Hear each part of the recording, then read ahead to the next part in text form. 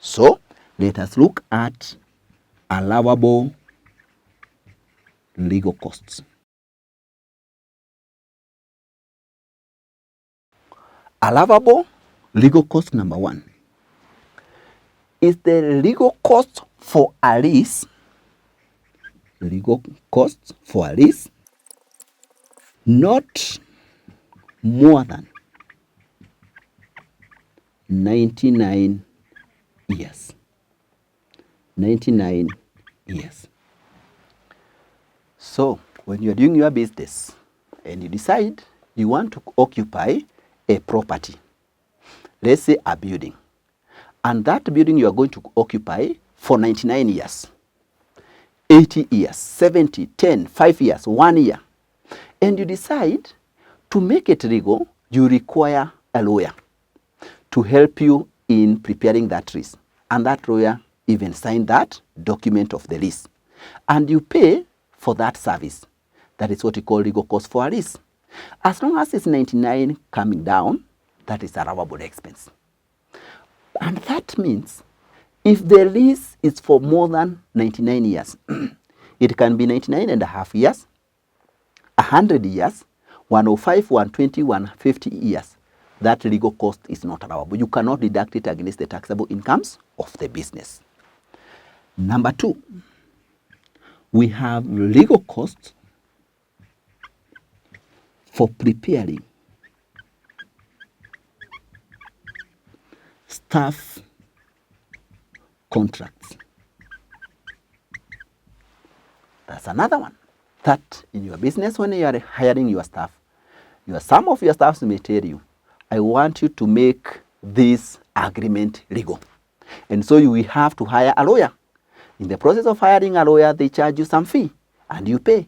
When it comes to the taxation of your business, that you are allowed to deduct that legal cost when you're determining the taxable incomes of the business. After that, we have the third one. We have legal costs relating to customers and debtors. Although debtors are your customers, but it's good to specify, because most of the time you find that those legal costs normally relate to the debtors. A good example, a debtor has refused to pay you what they owe you. So you decide to take the legal process. You go to a lawyer, ask that lawyer if he or she can prepare for you a demand letter. You take to that customer to notify them that you're going to take a legal process. And now that lawyer writes for you that demand letter, but charge you like 3,000, 10,000. When it comes to the determination of your taxable income, you'll be allowed to deduct that legal cost against your taxable incomes of your business. Number 4, we have legal costs to list a company at stock exchange. We normally have what we call listed companies or quoted companies.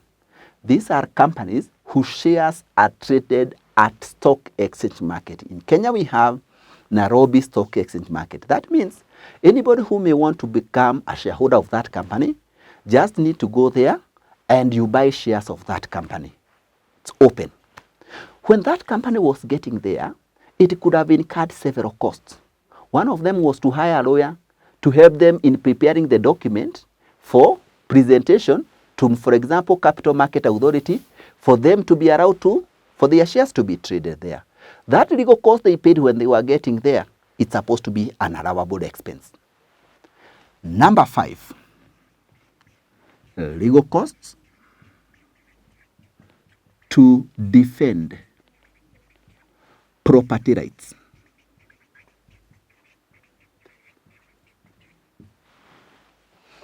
It means you have, for example, land somewhere. You own that land. Or you could be owning a motor vehicle. Somebody from outside just come and say, this land used to be mine. This motor vehicle used to be mine. It was stolen from me. This building used to be mine. You decide, no, I bought these items legally. So you decide, let us go to court so that the judge can decide who owns these items. And because you are not a lawyer, you hire one to go and represent you. In the process, he charges you some legal fee. That is the one we are saying legal cost to defend your property. And when you pay, that become an allowable expense. The last allowable legal cost, number 6, is the legal cost relating to tenders. Tenders relate to your business. For example, you want to supply something to your customer. They tell you you have to tender. But maybe because you don't know the process of doing that, you hire a lawyer. Come and help me prepare these tender documents. They charge you some legal fee. That legal fee is supposed to be allowable. So these are the allowable legal costs. While still under the legal costs, I want us to also look at non-allowable legal costs.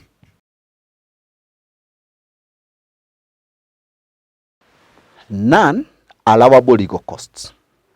It is the opposite of the allowable legal costs. That these are the costs or expenses which cannot be deducted against the taxable incomes of the business when you incur them. They are which one? Number 1, we have legal costs. Legal costs to purchase or transfer a fixed asset. The other name we normally give that cost is the conveyance fee. Why don't we allow it? Because here we said the legal costs we allow are the ones that are revenue, that the benefit can be realized within a year. The one that benefit extend beyond 1 year, we don't allow. Fixed asset is one of the item where you enjoy benefit for a period that is more than a year. So when you are purchasing, selling, you incur some legal cost that you're not allowed to come and deduct it against the taxable income of your business. That cost is also called conveyance fee. This is very common. So it is usually not allowable expense. It is related to the fixed asset. It's not allowable. We have number 2, legal costs to defend. To defend a crime. So what we saw, legal costs to defend your property is allowable. But if you commit a criminal activity and you're taken to court, you hire a lawyer to defend you, that legal cost will not be allowed by the taxman to come and deduct it in the business. Why? Because it is not business related. You are not doing business. So that is usually not allowable. Number 3, legal costs relating to bank loans, bonds, and debentures. Now we are talking about legal costs relating to bank loans. Why don't we allow them? Because loans are long-term financing. That when you take a loan, the bank will tell you to pay after 8 years or within a period of 8 years, 10 years, or even some others go to 15 years. So it's a long-term item. So the legal costs you incur when you're taking that loan is usually not allowable.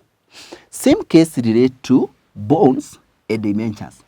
When you hear companies issuing bonds, issuing debentures, they are taking loans from the members of the public. And being loans, they are long-term. They will tell you that we will pay you after 10 years or within a period of 10 years, 15 years. So the legal costs in the process of issuing those debentures, bonds, are usually not allowable. After that, we have number 4. Legal costs relating to memorandum of association and partnership deeds. Partnership deeds are also called partnership agreements. What is the memorandum of association?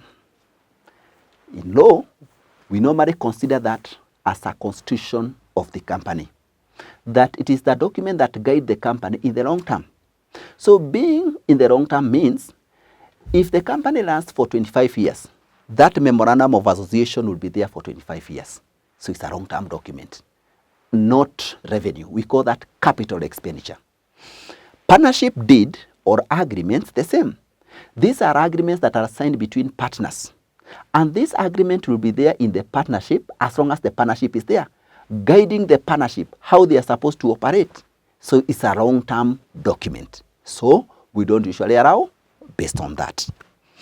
After that, we have number 5, legal costs relating to patents, copyrights, and trademarks.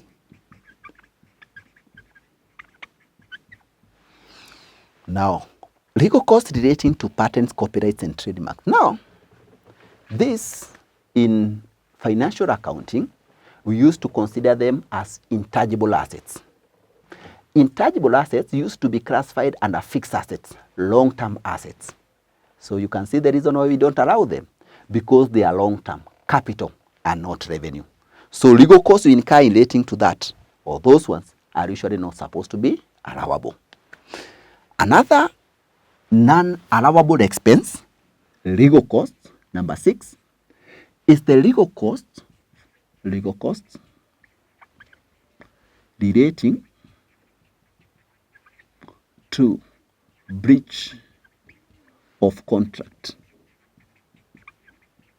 That if your business break one of the contract you have with your trading partners, be it customers, suppliers, be it staff, and they take you to court, and the court determine that you actually broke that contract, and actually sometimes we are going to see they fine you, that is not supposed to be allowable, because you're not supposed to be breaking contracts. Another one, number 7, legal costs relating to tax matters. Yep, we are going to learn. Another one is that sometimes the KRA, taxman, can, for example, assess you and tell you are supposed to pay a certain amount of tax, but you're not satisfied with that. You decide to appeal or even object, but you don't want to do it directly. You hire a lawyer to come and help you in your defense. That legal cost you pay there is not supposed to be allowable. And this we are going to learn. It does not just restrict itself to the tax matters or legal costs relating to tax matters. It also says that all other expenses, as long as they are connected to tax, they're usually not supposed to be allowed, because it's assumed you are the one who is supposed to handle your own tax issues. The last one, number 8, court fines and penalties. Now, when you talk of court fines and penalties, when you are fined, it means that you are the one who was on the wrong side. So it means that is not supposed to be related to the business. You did something that was outside what you are supposed to do. So when you are fined, you pay that fine. It's connected to legal matters. That is usually not supposed to be allowable. So these are the allowable legal costs, the non-allowable legal costs. But don't forget, we are still under the allowable expenses. Only that the legal one normally have several allowable and also non-allowable, and we had to look at them. So we go back to the list of the allowable. After number 5, we have number 6, another allowable expense of the business. Number 6, payment to trade associations. Now, To differentiate this allowable expense numbering, as you can see, we have number 6 here. From this allowable legal cost and unallowable, let me rename this one as A, B, C, D, E, and F. Same case here, A, B, C, D, E, F, G, H. Yeah. So that is just the numbering so that you can differentiate this continuation here from the legal costs. Now, back to number 6, payment to trade association. As the word say, trade association. It's an association that is related to your trade. What do we mean? For example, if you are operating a bank, they normally have an association called Kenya Bankers Association. It is there to improve the banks, help to fight for the interest of the banks. If you are in manufacturing, there is an association called Kenya Association of Manufacturers. It is there to trade and protect the interest of the manufacturers. So when a business pays to this association, it is helping to strengthen them, to help them fight for their interests. So that amount is supposed to be an allowable expense.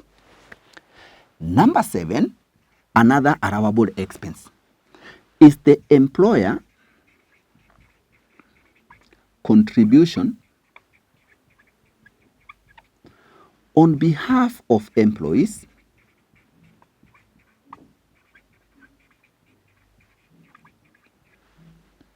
to pension schemes and provident fund.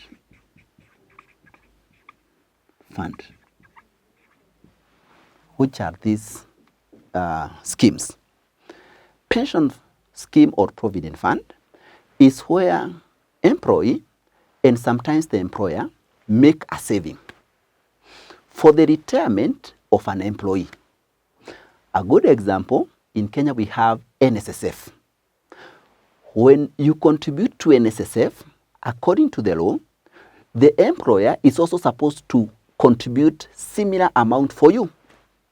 But when they do that, the time of their taxation, they will be allowed to come and deduct that amount against the taxable income. So that is an allowable expense. Number 8, research costs. Research costs and payment to research organizations.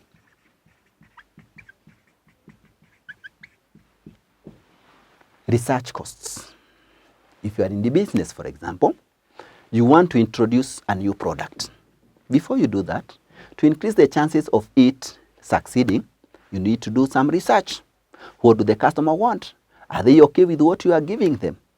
In the process, those research costs you incur, at the time of taxation, you'll be allowed to come and deduct them against your taxable income. Same case, research payment to the research organization. A good example, if, for example, a farmer make a contribution or donation or payment to KEFRI, Kenya Forest Research Institute. So what do? They carry out research on the best, for example, trees that farmers can be able to grow and get maximum benefit. So when a farmer contributes to them, that is supposed to be an allowable expense when it comes to the year taxation. So research costs and payment to research organization. Number 9, we have advertisement expenses of revenue in nature. So the key thing there being advertisement expense of revenue in nature. Revenue, we said these are expenses you incur and the benefit is realized within a short period of time, usually within a year. So when it comes to the advertisement, you may find advertisement on radios, TVs, newspapers, preparing brochures. When you advertise in them, it is usually assumed, for example, when you advertise on radio, the customer can already remember what you have advertised within probably 2 weeks, 1 month. After that, they might forget what you advertised unless you continue advertising. So it's revenue within a short period of time. Those are allowable expenses. But it is important to note that capital advertisement expenditure are not allowable. You can put that. You note that capital advertisement expenditure are not allowable.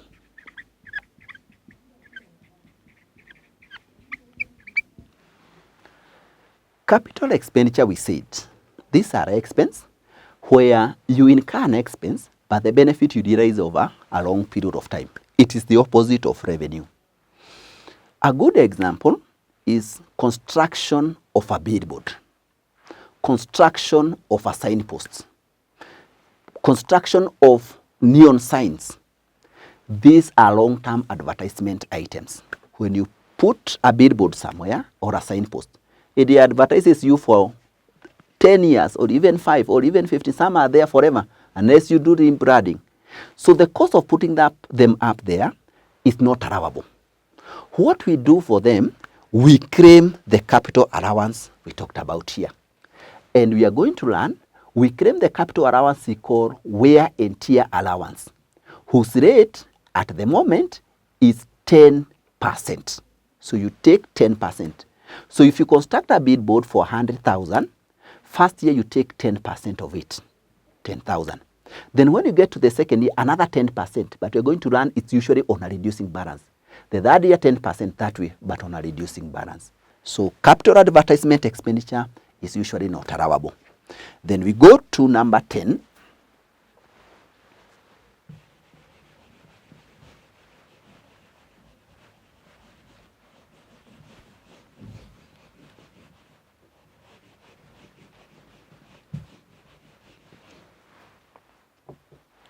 Number 10. Next.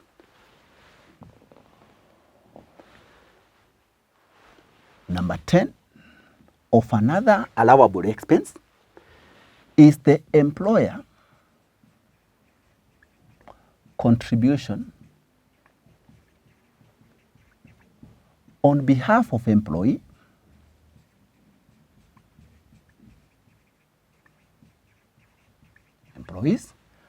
to members club.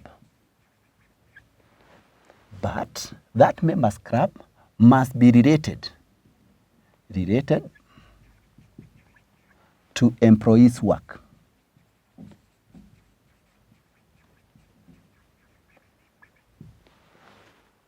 Employer contribution on behalf of employee to members club. A good example of this is accountants.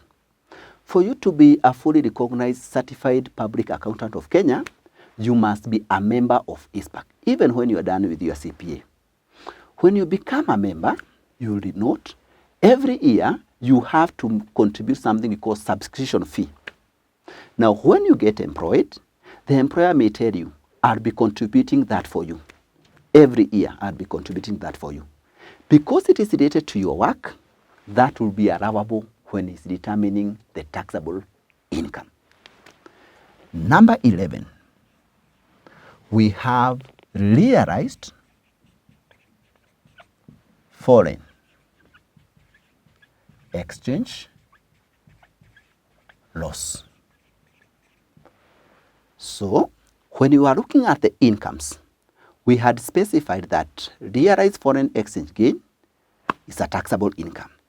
Unrealized foreign exchange gain, an untaxable income. How about in case a loss is generated? If it is realized, it is an allowable expense. If not realized, it's usually an unallowable expense.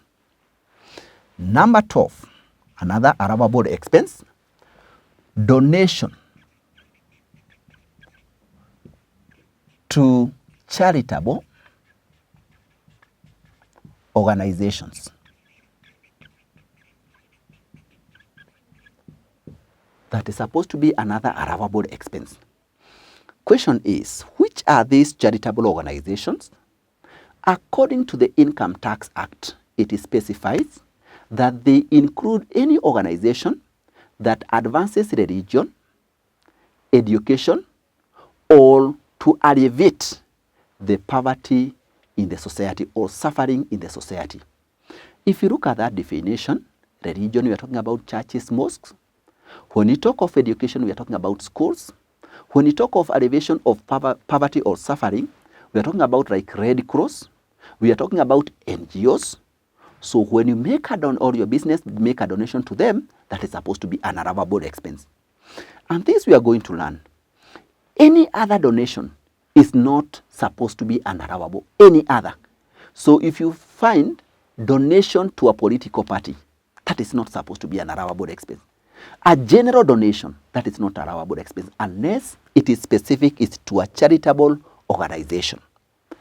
Number 13, we have interests on money borrowed,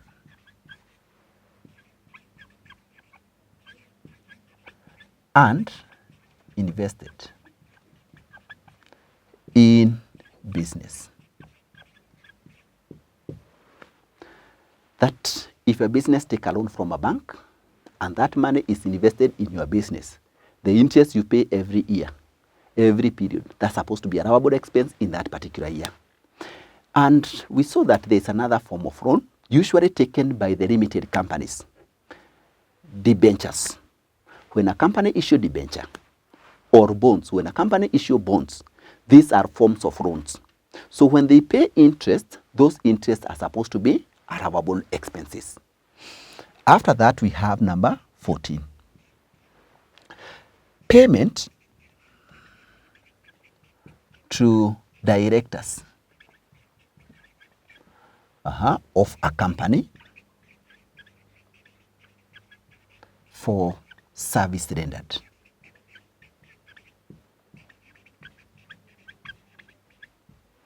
That's supposed to be a allowable expense. Directors are considered to be employees of the company. So when you pay them director salary, director's fee, director commission, allowances, all these are supposed to be allowable expense because they have rendered the services to your business. So these are the allowable expenses of the business, and this is according to the Income Tax Act. You get them there. After looking at the allowable expenses, we need to look at non-allowable expenses. These are expenses which cannot be deducted against the taxable incomes of the business. Which are these non-allowable expenses?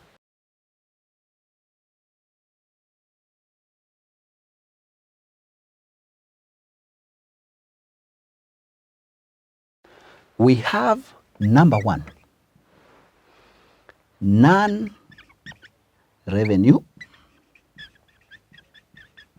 stroke capital and non-commercial expenses of the business. That is number 1. This is actually the opposite of what we saw in the allowable number 1, where we said all revenue and commercial expenses of the business are allowable. And we explained.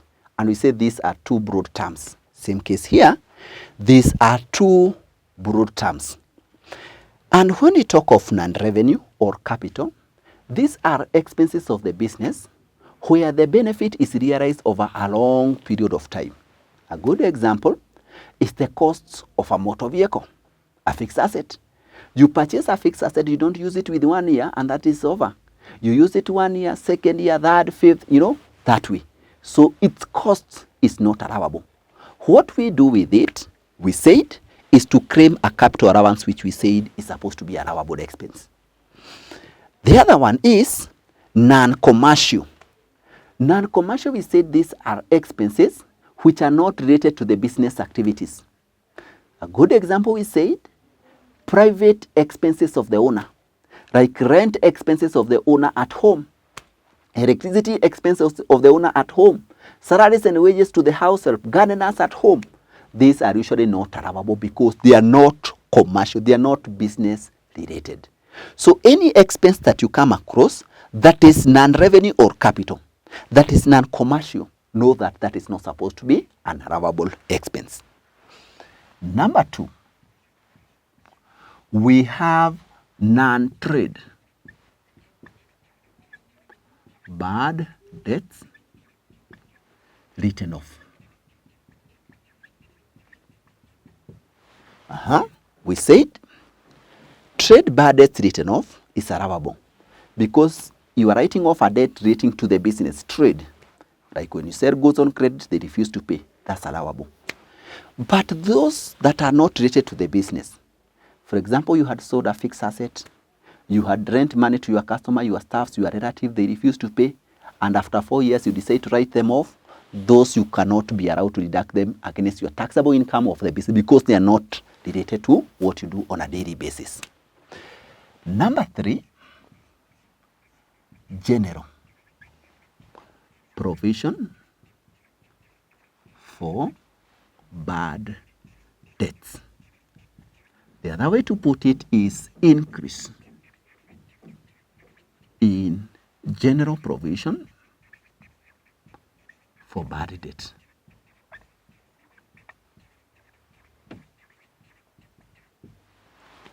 We had said if it is specific provision for bad debt or increase in specific provision for bad debt, that is allowable. General provision, we said, normally arise as a result of estimation. So when you compare general provision at the start and at the end, and you find that they have increased, for example, at the start 20, at the end 25, that year it means that you created 5 million more. That is not supposed to be allowable against the taxable income of the business. Number 4, we have depreciation.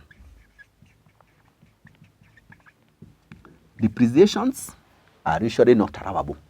And we said depreciation is an expense related to the accountants. In taxation, we don't recognize that.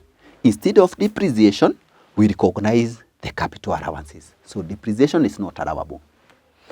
Number 5, we have the costs of fixed assets. Although we had said or mentioned that under the cost of fixed assets. So this is an unallowable expense. And we said, we had mentioned this one here, that capital expenditure or non-revenue expenditure are usually not allowable. Reason, they are long-term costs. So you benefit out of them in the long term. So we don't usually allow them. Number 6, we have loss on disposal of fixed assets. Fixed assets. That when you dispose your fixed asset, like if you have motor vehicle as a fixed asset, furniture as your fixed assets, and you dispose them in the course of your business, if you generate a loss, it's usually non-allowable. And actually, if you remember, we said when you are looking at the incomes of the business under non-taxable, we said income or profit from the selling of fixed assets, we don't tax because these are not the items that you deal with in the business. So you make a profit, don't tax. You make a loss, don't allow it. Don't deduct it against the taxable incomes of the business because these are not the items you deal with in the business. They are not stock. They are not goods. Number 7, we have loss on disposal of investments. Now, why don't we allow the loss on disposal of investments? It's because of this. Investments are different activities from what you do on a daily basis. So when you dispose your investments like shares, rent of property, you make a loss, let it be remain in those investments. If it is rental and you have rental income, deduct it against now rental income. If it is shares, you dispose, you make a loss, it's supposed to remain there. If you're supposed to tax that income from shares, it remains there, deduct against that income of that share. So, but don't bring it in the business. It's usually a non-allowable expense. Number 8, we have impairment. Impairments of intangible assets.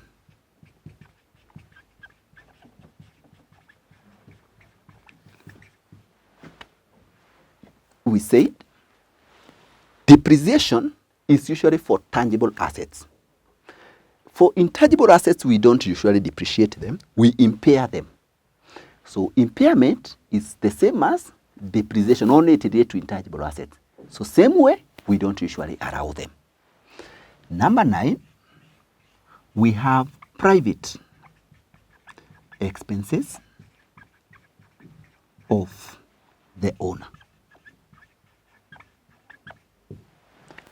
Private expenses of the owner. So, we had also mentioned here that it is a non-commercial expense. It is not related to the generation of income. It's also important to note specifically expenses relating to the owner, electricity expense relating to the owner, salaries, rent, name them, water at home, don't bring them into the business. They are not usually allowable because they are not commercial. Number 10, we have all forms of taxes. All forms of taxes. Taxes like which one? Income tax, corporation tax, value added tax, stamp duty, excess duty, import tax, or what we call custom duty. All these are usually not allowable. If you say any form of tax, don't allow, don't deduct, it's not allowed. Not only that, we have number 11, all expenses relating to tax. This I had mentioned when we were looking at the allowable expense and the legal costs, where we had said that legal costs relating to tax we don't allow. Now I also expound that not only the one relating to legal, but any expense relating to tax, like tax consultancy fee, legal fee to hire a lawyer, any other. Sometimes you may not have paid your taxes, and the taxman charge you the penalties, charge you the interest on the tax overdue. All these are not supposed to be allowed. Any expense related to tax, we don't usually allow. Number 12, operating loss. Operating loss exceeding 10 years. Those are usually not allowable. What do we mean? That if you generate a loss in the business in 1 year, let's say in the first year, you can carry it forward to the next year, year 2. If in the first year you made a loss of 10 million, year 2 you make a profit of 30 million.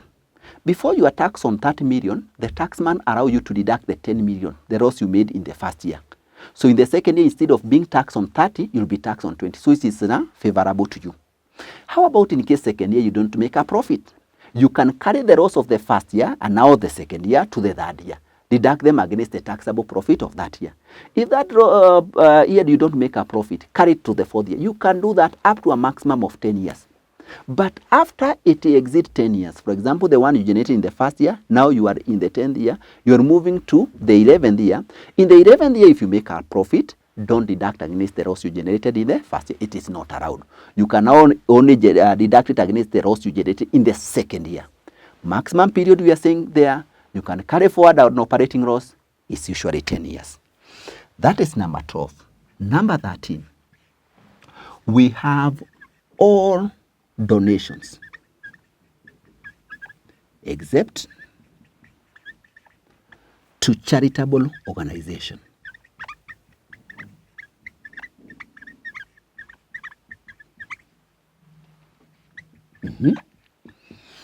That we had said under the allowable expense, donation to charitable organization, and we gave example: churches, schools, Red Cross, children's home. These are charitable organizations. Those are allowable. When you have any other form of donation, don't allow. To a political party, a general donation, don't allow, unless it is specific is to those charitable organizations. Number 14. Number 14, all provisions and reserves except specific provision for bad debts. That when we are looking at allowable expense, we said specific provision for bad debt is usually allowable. General provision is not allowable. Not only that, and actually under the non-allowable expense, we had mentioned that general provision for bad debt is not allowable. But it can even go beyond that. That you may have provision for salary. Like if you know next year you have salaries to pay. Next year you have rent to pay. You may provide it in this year. That this is the provision for salary for next year. That is not allowable. Something equivalent to that is reserve. That if you realize that next year you need to pay rent, electricity, you may put some money in the reserve somewhere to be used when that time comes. That is not allowable. If you decide to deduct it in the incomes of the business of that year, it is not allowable. It can only be allowed when you incur that expense now. When that time comes and now you need to pay electricity and you pay next year, that will be allowable against the incomes of next year. But any other is usually not allowed. After that, we have number 15. Unrealized foreign exchange loss. We said what we allow is the realized foreign exchange loss because it's already generated, it's already incurred. But unrealized, where you say if you exchange foreign currency, you think that you're going to make a loss because of the current exchange rate, but you have not changed that currency. That loss cannot be deducted against the incomes of the business. You are not allowed to do that. Number 16, we have expenses relating to the owner of the business. Expenses relating to the owner of the business. What does that mean? You normally find, like in partnership, the partners may be working in their business. So they decide to pay themselves salaries, commission. Sometimes they charge interest on capital they have invested in the business. Because they are paying themselves, that is usually not allowable. Anything paid to the owners of the business. Same case when it comes to the company. The company is owned by shareholders. So at the end of the year, the shareholders may decide to pay themselves dividends. And we have several forms of dividends. You can have interim dividend, final dividends, proposed dividends, any kind of dividend. It is relating to the owner. That is usually a non-allowable expense. So this one here are the ones that we call non-allowable, and they cannot be deducted against the taxable incomes of the business. So that one mark the end of this topic of looking at the incomes of the business, the classification, where we have the taxable, the non-taxable incomes, where we have the expenses, allowable and non-allowable. And this one generally carry all the weight as long as you are taxing the business. It's the core area. Actually, I call it the constitution relating to the taxation of the business. So you have to really understand these expenses and the incomes. The one we call taxable, the non-taxable. The expenses are allowable, non-allowable. So it's my prayer that you go through them all alone, look at them one by one, try to understand what we have explained.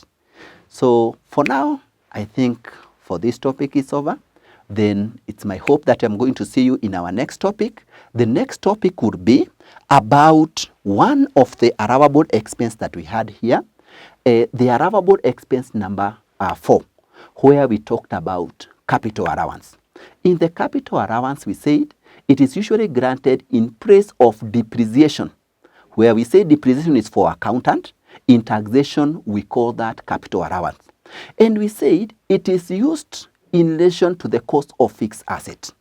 So how do we grant capital allowance? And if I remember, we also said there are several. There is an investment deduction, industrial building deduction, the wear and tear allowance, the farm work allowance, the mining allowance, and diminution in value of those tools. So I hope to see you in our next lesson. Thank you.